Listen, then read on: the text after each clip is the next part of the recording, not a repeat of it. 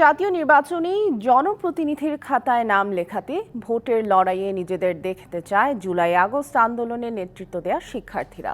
এজন্য নতুন দল গঠনে এগিয়েছেন অনেক দূর। কাঠামো দাঁড় করাতে ব্যস্ত সময় পার করছেন তারা, যার নেতৃত্ব দেবে জাতীয় নাগরিক কমিটি ও বৈষম্য বিরোধী ছাত্র আন্দোলনের নেতৃবৃন্দ।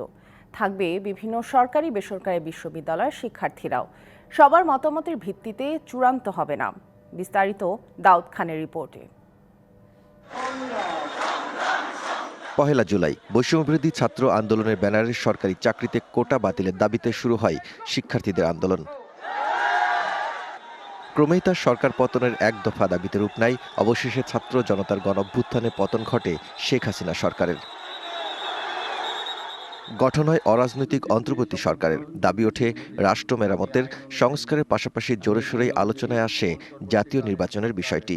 অন্তর্বর্তীকালীন সরকারের প্রধান উপদেষ্টা পদের এ যাত্রায় আন্দোলনকারী শিক্ষার্থীরা এবার ভোটের ময়দানে নিজেদের জড়াতে চায়। একাট্টা হতে পরিকল্পনা করেছে একটি রাজনৈতিক প্ল্যাটফর্মের।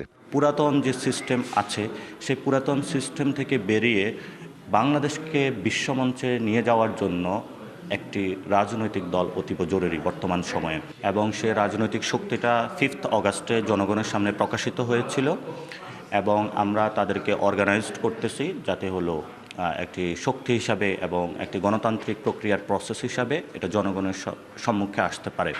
জাতীয় নাগরিক কমিটির আহ্বায়ক বলছেন, নতুন দলটি সম্পূর্ণ ভিন্ন আঙ্গিকে গড়ে তোলা হবে।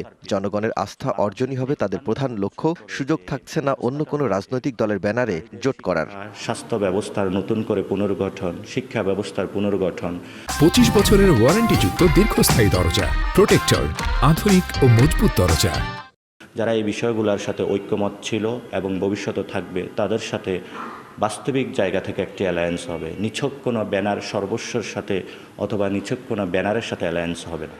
নাগরিক কমিটিতে থাকা শিক্ষার্থী প্রতিনিধিরা বলছেন, নতুন রাজনৈতিক দল থেকে শিক্ষার্থীদের জনপ্রতিনিধি হিসেবে গড়ে তোলা হবে। নতুন দল কথাই নয়, কাজে নিজেদের জানান দেবে।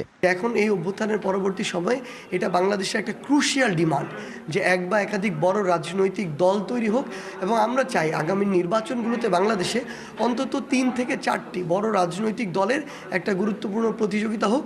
সেখান থেকে জনগণের রায়, জনগণের একটি প্রতিনিধি হিসেবে জনগণের নির্বাচিত দল ক্ষমতায় আসুক। বিভিন্ন জায়গায় যত নারী নেতৃত্ব আছেন এবং যারা আসলে শুধুমাত্র নেতৃত্ব না, বিভিন্ন পর্যায়ে আসলে সংগঠকের ভূমিকা পালন করেছেন, এরকম নারীদেরকে নিয়ে আসা এবং তাদেরকে নতুন স্বপ্ন এবং বিনির্মাণের জায়গায় তাদেরকে সেই জায়গাটা করে দেওয়া, যাতে করে তাদের যে রাজনৈতিক আকাঙ্ক্ষা সেই জায়গাগুলো তারা পূরণ করতে পারেন।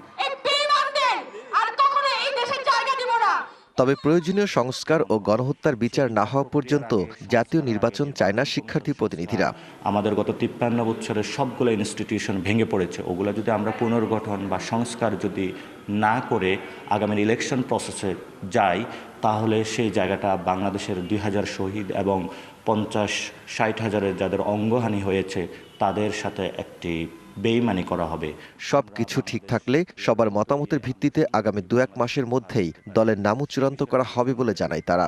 দলীয় নাম কবে আসবে এই বিষয়ে আমাদের এখনো কনক্রিট আলোচনা হয়নি। দাউদ খান, ডিবিসি।